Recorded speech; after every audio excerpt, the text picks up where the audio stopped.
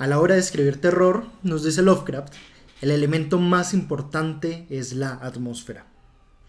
Pero ¿esto cómo se logra? ¿Cómo lograr una buena atmósfera? Pues bueno, vamos a verlo.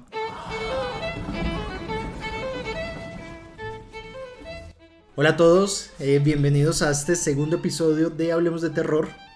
También el primer episodio de una serie de episodios que va a tratar sobre escribir terror. ¿Sí? Yo creo que lo más claro para empezar un podcast que busca reivindicar el terror como un género de calidad es justamente, bueno, cómo escribir buen terror, cómo escribir terror de calidad, o por lo menos que tengamos cierta claridad sobre ciertos conceptos, que seamos conscientes de ciertos elementos que juegan mucha relevancia en los textos de terror. Y bueno, creo que es lo más adecuado para empezar. Si no lo han escuchado, el primer episodio hablamos sobre qué es la literatura de terror. Creo que es importantísimo como para sentar las bases del género. Entonces los invito a que luego de este episodio escuchen también el primero, que es qué es la literatura de terror. De nuevo, este va a ser el primer episodio de un ciclo de episodios sobre construcción, sobre escritura de terror. Entonces, si no se han suscrito, les pido que se suscriban. También me ayudaría un montón las 5 estrellas. Y si quieren dejar un comentario, pues también. Todo esto es bienvenido. Y me motiva muchísimo. No se imaginan cuánto me alegra y cuánto me motiva cuando me dejan un comentario diciendo no, muy buen podcast, me ayudó muchísimo. O lo que me quieran decir, no importa. Pero bueno, vamos al tema. La atmósfera en una historia de terror. Yo creo que lo primero que debemos hacer es definir qué es la atmósfera. Y me parece importante esta definición porque cuando hablamos de atmósfera, la gente suele pensar únicamente como en el ambiente. ¿Sí? Pensar únicamente en, bueno, está oscuro, es una casa abandonada, de madera, pasa esto, lo otro. Cuando realmente la atmósfera es el ambiente, pero no es solo el ambiente físico, es también el ambiente emocional, es el ambiente sensorial que envuelve, ojo a esto, al lector, ¿sí? No a la historia, al lector. En este sentido, o sea, piensen esto lo loco, es cambiar el chip de, bueno, yo no estoy haciendo una atmósfera para la historia, sino para el lector. Porque justamente, y quiero que esto quede grabado, la atmósfera establece la emoción que el lector, o que uno espera que el lector deba percibir. ¿Sí? Por una razón muy sencilla, y sobre todo en el terror. Y yo creo que también por esto Lovecraft decía que era que la atmósfera era el elemento más importante de la literatura de terror, porque el terror es un género espejo, es decir, lo que los personajes sienten en mayor o menor medida y guardando distancias, lo que el personaje siente, el lector también debe sentirlo. No me atrevo a decir que es el único género que es así, pero yo creo que es el género en el que más se nota este efecto espejo. Pienso por ejemplo en el romance pues no, o sea, si el personaje se enamora de la doncella, uno como lector no está obligado a enamorarse de la doncella, pero en el terror sí, si un personaje le tiene miedo a un monstruo, uno como lector debería también tenerle miedo a ese monstruo. Si eso no se logra, pues ya es culpa del lector, perdón, del escritor, no del lector. Por eso es muy importante la atmósfera. Y pensar la atmósfera a partir del lector y no de la historia, que es como normalmente se piensa. La atmósfera, les decía, provoca el ambiente emocional. Entonces, cuando nosotros estamos en una escena terrorífica, recuerden que sobre todo en las novelas, también en los cuentos, pero uno no debe querer asustar de principio a fin, eso haría el texto muy monótono. Hay momentos muy específicos para provocar ese miedo, para provocar esa angustia, ese terror, esa ansiedad. Es ahí donde tenemos que usar todas nuestras armas. Hay otros momentos de las historias donde podemos ser más tranquilos, incluso meter temas cómicos, de romance, justamente para buscar ese contraste con los momentos del clímax. Entonces les decía que cuando estamos en esas escenas terroríficas, tenemos que pensar en la atmósfera. La atmósfera se piensa siempre, pero en el terror pensar en la atmósfera en esas escenas y preguntarnos qué emoción queremos causar. ¿Qué emoción queremos que el lector tenga, que el lector sienta cuando escribimos esta historia, cuando el lector lea esta escena? ¿Qué queremos que sienta? Y a partir de ahí vamos a pensar en los elementos, en las descripciones, en todo lo que hay alrededor del personaje, justamente buscando causar esa emoción. Por ejemplo, queremos causar ansiedad. Entonces yo como escritor digo, bueno, en esta escena, quiero causar ansiedad. Mi historia, voy a poner un ejemplo clásico, súper cliché, es una historia de zombies y mi personaje está escapando de los zombies. ¿Vale? Entonces yo digo, quiero causar ansiedad. ¿Cómo puedo causar ansiedad escapándome de los zombies? Entonces uno empieza a pensar qué elementos pueden causar esa ansiedad. Mi personaje va corriendo y se encuentra una casa pequeña donde se mete a resguardarse de los zombies. El lugar es pequeño, entonces ahí ya hay cierta opresión, ¿sí ven? Lugar pequeño, opresión, algo pequeño. Que de hecho, algún episodio vamos a hablar de esto, pero es lo que dice Poe, que porque eligió para escribir El Cuervo, eligió una casa y no el aire libre. Porque las casas permiten más opresión, permiten más ansiedad, justamente porque nos sentimos encerrados. Entonces, lugar pequeño produce ansiedad, pero mi personaje, recuerden que todo lo que estoy pensando es justamente para producir ansiedad, pero mi personaje llega y se da cuenta que no es el único, sino que hay muchas personas ahí encerradas haciendo lo mismo que él, es decir, ocultándose de los zombies. Llevan semanas ahí. Entonces, ya no es solo el lugar pequeño, sino el lugar pequeño lleno de personas que con miedo. Hay niños llorando de hambre, hay niños pidiéndole a la mamá que algo de comer y la mamá desesperada no tiene nada para darles. Llevan días encerrados además. Eso hace que huela feo, huela mal, huela a orina, huela a heces, a vómito, sudor, muchos olores corporales, ¿sí? Incluso podemos agregar la figura de un anciano sin esperanza que está sentado en un sofá, lleva días sin comer, pero está tranquilo esperando la muerte. También el contraste ahí funciona mucho. Entonces, vean que tenemos varios elementos que yo como autor puedo, o más bien decido incluir para generar esta atmósfera, ¿sí? Lugar pequeño, niños llorando de hambre, llevan días encerrados, los olores, el anciano incluso esperando la muerte. Luego puedo hablar de que ya en los vidrios, en las ventanas, los zombies empiezan a arañar y a tocar y a pegarle fuerte a la puerta para intentar entrar. Todos esos detalles son importantes para generar para generar ansiedad en los lectores. Que sería muy diferente a si queremos generar, no sé, tristeza o depresión. Ya no estamos pensando en un lugar pequeño, sino en un lugar grande, ¿sí? En un lugar grande y solitario, donde nuestro personaje se sienta solo, se sienta abandonado. Entonces, y ahí podemos seguir dando detalles, ¿cierto?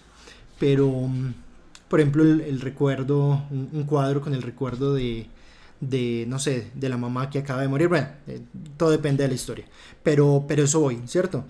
Primero debemos definir cuál es la emoción que queremos causar, qué tipo de atmósfera queremos lograr, para luego pensar en los elementos que rodean al personaje. Entonces, primer paso, si es que hay pasos, que esto no es un recetario, el arte nunca es recetario, pero primer paso, llamémoslo así, es pensar qué emoción queremos causar.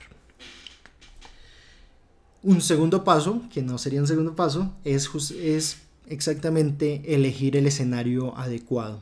Ya les daba algunos ejemplos con esta historia de los zombies.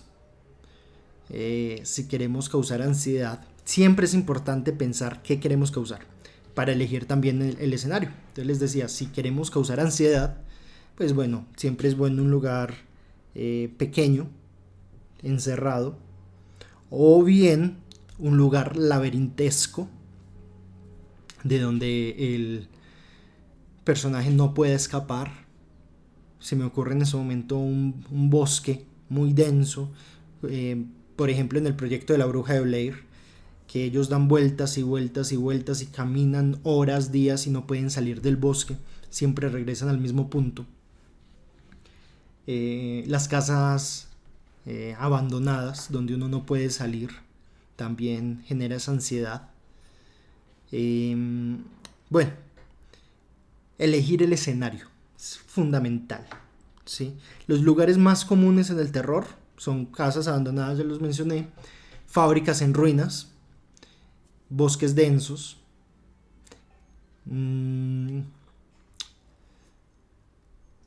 casas no abandonadas pero muy antiguas también.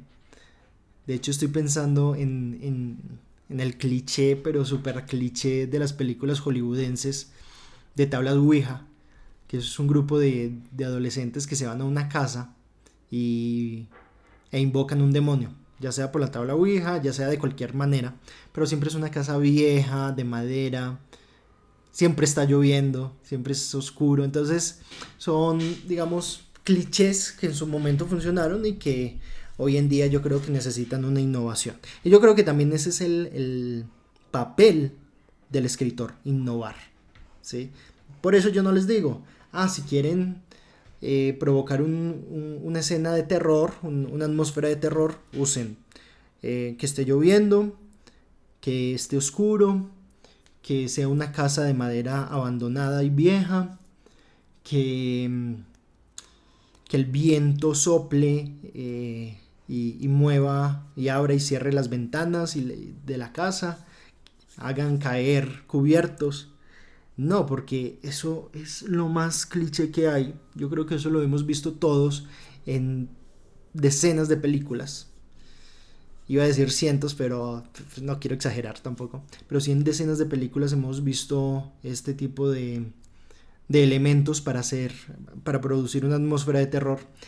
Y también es mi invitación constante a que nos salgamos de todos esos clichés hollywoodenses, de todos esos clichés anglosajones, y pensemos en nuevas atmósferas, pero siempre pensando en esta pregunta, y es ¿qué queremos producir?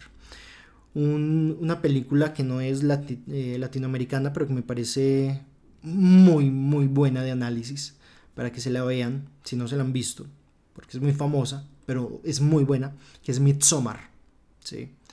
Uno puede con Midsommar ver cómo se juega con esto de la atmósfera. Es decir, es una historia de terror donde normalmente las historias de terror ocurren de noche y en ambientes lúgubres. En Midsommar ocurre de día, ¿sí? Siempre está iluminado, creo que son 2 horas que solo oscurecen durante el día, pero siempre es iluminado y es una historia de terror que transcurre en el día, ¿sí? De hecho el lema es Midsommar, el terror también es diurno, bueno, algo así, no recuerdo bien el lema, pero es muy interesante la película y es digna también de estudio. Un día de estos la podemos analizar un poco a ver qué tal. Entonces, elegir el escenario. Mi invitación es, pensemos fuera de la caja. Los lugares comunes como casas abandonadas, fábricas, bosques está bien, pero yo creo que podemos ir más allá. ¿Sí? Los lugares, ¿qué tal una historia de terror en un lugar cotidiano, en un lugar íntimo? En un lugar que vayamos todos los días y que no veamos extraño. No sé, la habitación de mi madre. Sí, ese lugar que desde niño me pareció como tan ajeno, pero a la vez tan cercano, que puede guardar secretos. No sé, una cancha de fútbol a la que voy todos los días a jugar con mis amigos. Sí. No sé, hay muchos lugares. En Colombia hay un sitio que me gusta mucho, que es el Valle del Cocora. El Valle del Cocora es un valle gigante que tiene ese lugar con más palmas de cera del mundo. Las palmas de cera, como mucha gente piensa, no son palmas hechas de cera, sino que son palmas gigantes, o sea, y por gigantes estoy diciendo de 30 a 40 metros, que producen cera, por eso se llaman palmas de cera. Pero es un lugar abismal, sublime, como diría Kant, sublime porque es tan grande y tan majestuoso que lo supera uno. Y es tan bello que uno dice acá perfectamente pueden ocurrir historias de terror. Entonces es esa búsqueda permanente. Yo sé que en donde sean ustedes tienen lugares brutales que pueden aprovechar al máximo para escribir historias y para usar como escenarios. Ahora, tomemos ese escenario, ¿sí? Y pensemos cómo darle ese vuelco siniestro del que hablaría Freud y que algún día hablaremos también en este podcast sobre lo siniestro, pero cómo darle ese vuelco para generar esa emoción que queremos encontrar, ¿sí? Que queremos producir. Hace poco estuve en Punta Arenas, en Chile, un lugar bellísimo, bellísimo, frío, con mucha nieve, al lado del mar, cerca de pingüinos, también muy desolado. Tenemos ambientes, tenemos ambientes. Mi invitación es entonces a que pensemos fuera de los escenarios hollywoodenses y innovemos, miremos lo que tenemos cerca, lo que tenemos conocido, de lo que podemos hablar con más propiedad y a partir de ahí escribamos nuestras propias historias de terror. ¿Qué tal? Ya para continuar, pero ¿qué tal una historia de terror en el metro de Ciudad de México? O en el Transmilenio de Bogotá, ¿sí? O en el metro de Santiago de Chile, no sé. Son ideas que se me ocurren. Importante también utilizar todos los sentidos para evocar sensaciones, para lograr descripciones. Yo creo que uno de los, entre comillas, errores más frecuentes de los escritores es que se limitan a un solo sentido, a la vista, porque es digamos, el sentido más fácil para describir, es el sentido más, ¿cómo decirlo? Más usado, ¿sí? Y el más sencillo también como para hacer las referencias de lo que hay alrededor. Llega el personaje a una casa y empieza, el techo es de madera, el suelo es de madera, el techo tiene humedades, las paredes están llenas de graffiti, es oscuro, quizá por allá le metemos también algo de sonido, a lo lejos se escucha la lluvia caer, etcétera, etcétera. Lo que yo les propongo es que usemos todos los sentidos para lograr grandes atmósferas. Es decir, la vista está muy bien, es fenomenal, pero también usemos, ya lo dijimos, el oído, el olfato. El olfato me parece una cosa maravillosa porque, bueno, dicen los que saben, los psicólogos, que el olfato es el sentido que más está conectado a los recuerdos.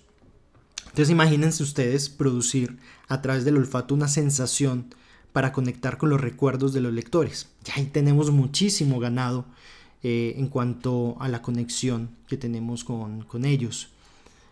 No sé, entonces también usar el olfato, usar también el sentido del gusto, ¿sí? No es necesario que el protagonista esté comiendo para usar el sentido del gusto. Imagínense que llegue a un lugar y diga, el ambiente me sabe como a, qué sé yo, como amargo. Llegué a un lugar y me supo amargo, me supo salado.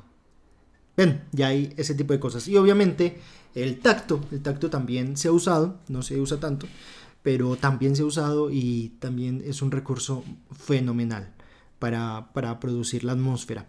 Hay un cuento de Poe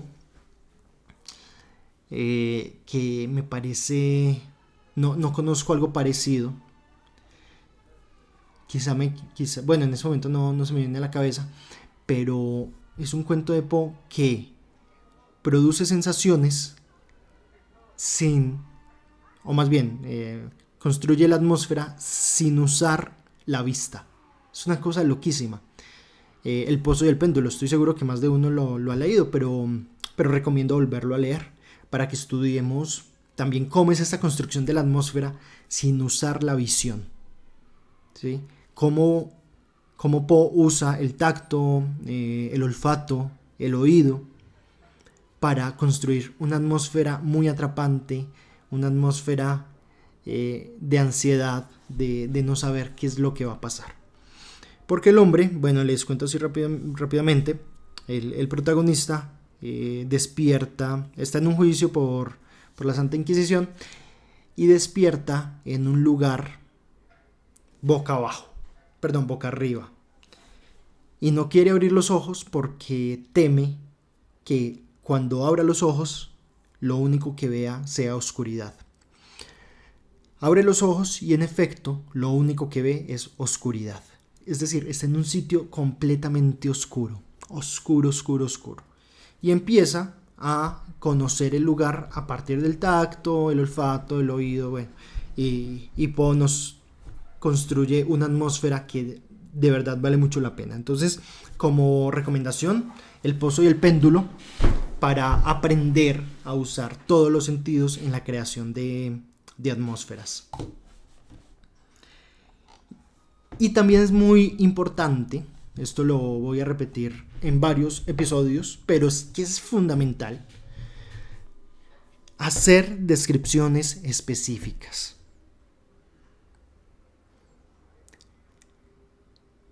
Hay palabras que los escritores solemos usar mucho y que son palabras ambiguas, pero que al lector no le dicen mucho y las usamos más por facilismo que porque no sepamos usar otras palabras.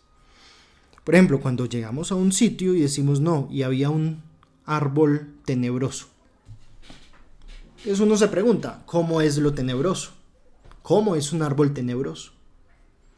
Y si uno le pregunta al lector qué es un árbol tenebroso, seguramente se va a imaginar un árbol muy diferente al árbol que el autor se imaginó. O incluso se va a imaginar un árbol muy diferente a lo que se imaginaría otro lector. Entonces, siempre es fundamental a la hora de hacer descripciones ser lo más específicos posibles, ¿sí? Intentar evitar esos adjetivos tan ambiguos, esos sustantivos tan ambiguos y ser muy específicos con el fin de provocar una imagen más específica también en el lector. Y esto tiene un juego psicológico, y es que cuando nosotros logramos insertar una imagen en la mente del lector, el lector se siente más enganchado porque se siente ya parte de la historia, ¿sí? Que eso es lo que funciona mucho en el cine. El cine, digamos, tiene mucho apogeo porque está lleno de imágenes, imagen tras imagen. Entonces el televidente, el espectador, lo único que hace es pues ver imágenes y se conecta más fácil con las imágenes. En la literatura también podemos lograr eso. Por eso es muy importante siempre tener una descripción lo más específica posible de los lugares, para que la imagen que el lector se hace en la historia sea lo más específica posible y pueda ser memorable, ¿sí? Piensen, por ejemplo, bueno, esto lo hablaremos cuando hablemos de los monstruos, pero pensemos, por ejemplo, en los monstruos del cine, ¿sí? Que creo que son como los que más compartimos, ustedes y yo. It, todos tenemos la imagen de It, ¿sí? Del payaso de la cosa. Pensemos, por ejemplo, en la imagen de Jack Torrance en El Resplandor, mirando por ¿cómo se llama esto? Como por la abertura que hace con el hacha en la puerta del baño. Una imagen memorable, ¿sí? Entonces vean que son las imágenes las que recordamos siempre y las que cuando nos mencionan una película, cuando nos mencionan una historia, siempre tenemos en la mente. Entonces, muy interesante también eso, construir los escenarios a partir de imágenes y ser muy específicos con eso. Entonces les decía, en vez de decir, no, el árbol era tenebroso, describamos el árbol. Era un manzano sin hojas, no sé, estoy aquí inventando cualquier cosa, era un manzano sin hojas, el viento soplaba y de sus ramas, del choque de sus ramas, parecía como si susurrara y como si dijera ayuda. Eso ya es tenebroso, ¿sí ven la diferencia? Eso sí es muy tenebroso, ¿sí? Un árbol que haga eso es muy tenebroso. Entonces, y estamos muy acostumbrados a usar este tipo de adjetivos. También como en las reacciones.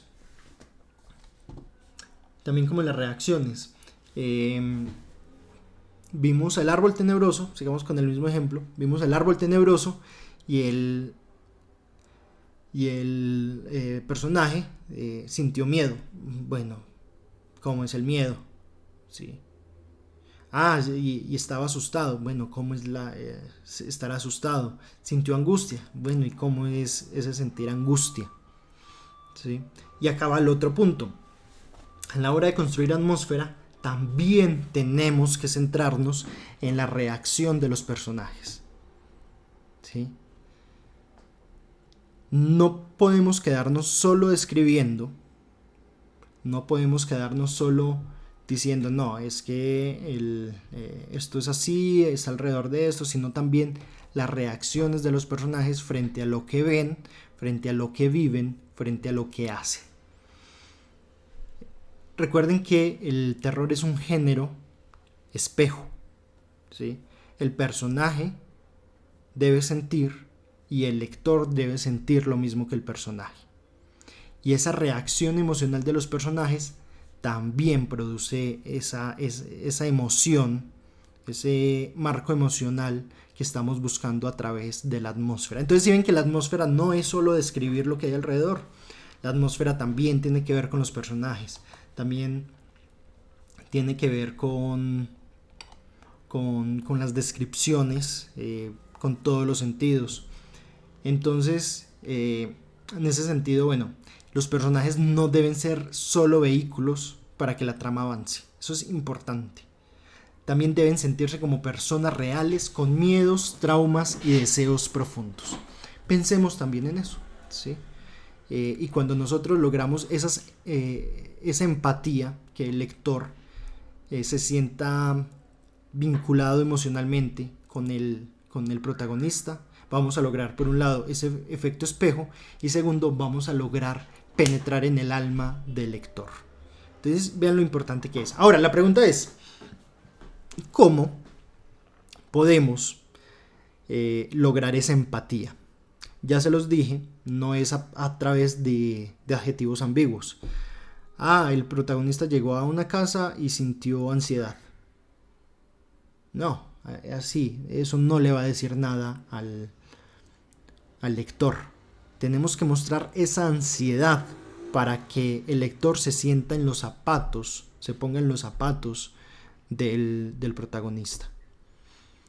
Yo siempre cuando doy taller, bueno, no sé si había contado esto en el podcast anterior, pero yo doy talleres de escritura de terror. Doy uno al año. Ahora estamos terminando la octava cohorte.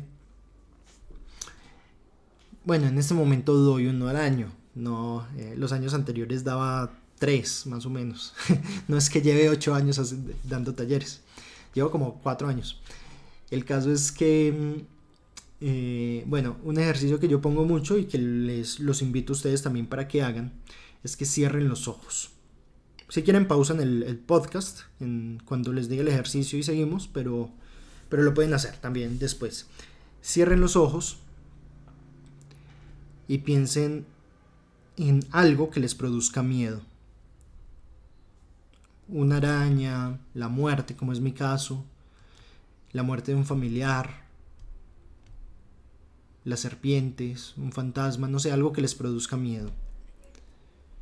Cierren los ojos y piensen qué emociones físicas y psicológicas, lo más específico posible que sean, que puedan, les causaría ese miedo. ¿Sí? Entonces, si me da miedo algo, pues bueno, podemos ir de lo más cliché, que es que se acelera el corazón, que se erizan los vellos del brazo, que uno empieza a tiritar los dientes, castañear los dientes. También, no sé, que uno se palidece, se pone blanco del miedo, que uno se paraliza. Uh-huh. Son reacciones medio clichés que todavía funcionan, no digo que no, son útiles, pero entonces también los invito, yo siempre los voy a invitar a que pensemos un poco más allá. ¿Qué otras reacciones ustedes como seres particulares, individuales, pueden sentir? ¿Sí? El temblor de las rodillas. A mí, por ejemplo, a mí me pasa cuando siento miedo o algo, o sí, una emoción, no sé describirla, pero una emoción así fuerte, incómoda, siento como si me enterraran agujas en las uñas. Perdón, es que ya me dio cosa. Pero sí, eso lo siento yo.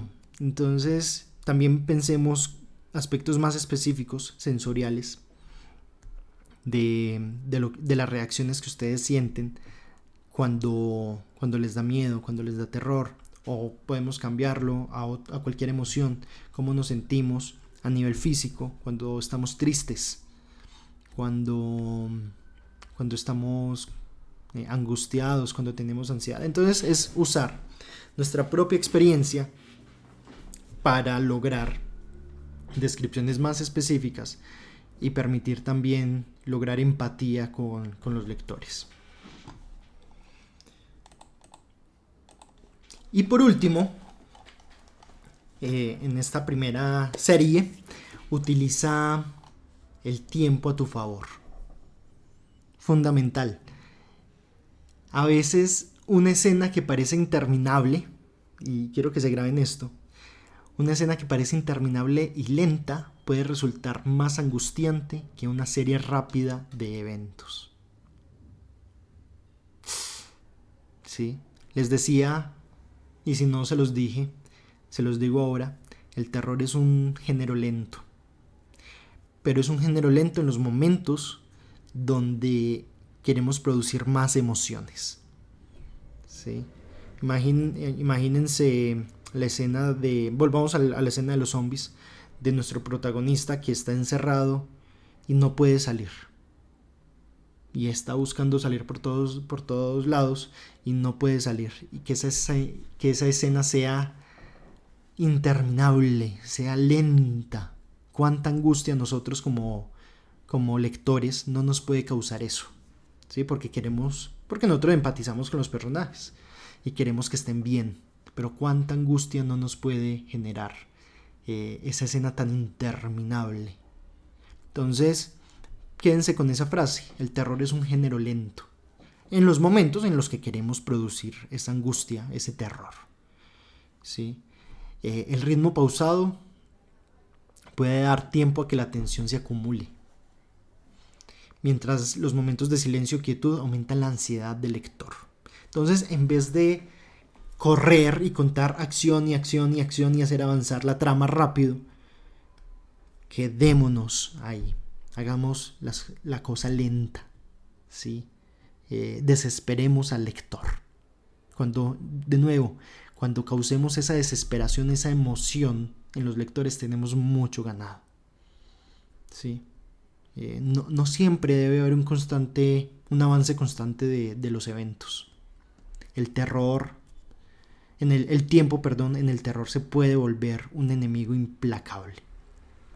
A nivel de redacción se usa mucho las frases cortas y puntos seguidos. Es decir, una prosa rápida sin mucho punto seguido es una prosa ágil que lo sumerge a uno en la historia y lo hace avanzar y continuar y parece rápida. Pero un recurso muy usado es cuando usamos mucho el punto seguido, porque el punto seguido provoca más ansiedad, ¿sí? Es muy diferente decir, no sé, estaba en mi casa escuchando música y de repente sentí que la puerta de mi habitación se cerró y se volvió a abrir y se cerró. Y de un momento a otro el cielo se oscureció y alguien me susurró al oído que me matara. Eso es muy diferente a decir algo como, y aquí le voy a agregar los puntos seguidos: estaba en mi habitación, escuchaba música, la puerta de mi cuarto se cerró, se abrió, se volvió a cerrar, el cielo se oscureció y de un momento a otro empezó a llover. Alguien se acercó a mi oído y me dijo en un susurro que me matara. Si ven cómo el ritmo cambia si ponemos mucho punto seguido. Entonces también ahí se los dejo como consejo a nivel de redacción. Si queremos hacer una escena lenta, podemos jugar con el punto seguido. No les aconsejo usar mucho el punto seguido en todo el texto, o sea, así con frases tan cortas, porque se vuelve monótono, ¿sí? Y de nuevo, los contrastes en la literatura son fundamentales. Si tenemos una prosa ágil durante 20 páginas y en 2 páginas, que son las páginas más fuertes, donde pasan más emociones, y en esas 2 páginas cambiamos la redacción a una redacción más condensada, más lenta, más pausada, pues ese contraste va a hacer que el lector sienta también el choque y por tanto sienta más emociones. Por último, un plus, que no lo tenía acá, pero me acabo de acordar, como consejo a la hora de escribir atmósferas, es que no nos concentremos en escribir una atmósfera en 2 páginas o una página.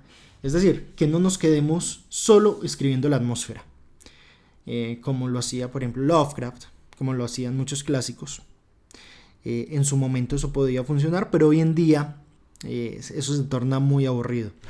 Mi recomendación es que vamos describiendo atmósferas a partir de escenas, de acciones, también jugar también con las reacciones de los personajes, jugar también con reflexiones, con pensamientos. Entonces, si un personaje llega a una casa abandonada, no sé por qué estoy con las casas abandonadas, pero si llega a la casa abandonada, no nos dediquemos 1 o 2 páginas describiendo la casa abandonada, eso es aburridísimo.